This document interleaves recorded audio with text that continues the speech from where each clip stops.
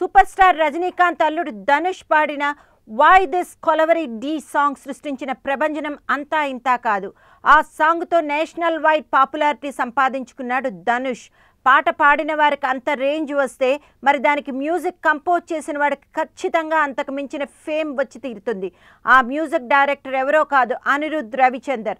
20 ఏళ్ల వయసులో అనిరుద్ సృష్టించిన సునామీ అది.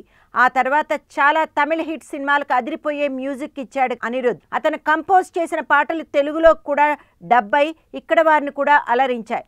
అయితే ఈసారి స్ట్రైట్ తెలుగు మూవీకి మ్యూజిక్ ఇవ్వబోతున్నాడట అనిరుద్. అది కూడా ఇలాంటి హీరోకి కాదు, ఏకంగా పవర్ స్టార్ పవన్ కళ్యాణ్ సినిమాకి. పవన్ త్రివిక్రమ్ కాంబినేషన్లో తెరకెక్కుతున్న సినిమాకు అనిరుద్ మ్యూజిక్ డైరెక్టర్గా తీసుకోవాలని త్రివిక్రమ్ ప్లాన్ చేస్తున్నాడట.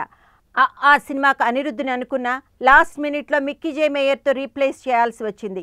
అయితే ఈసారి మాత్రం మిస్ అయ్యేది లేదంటున్నాడు ఈ మాటల మాంత్రికుడు.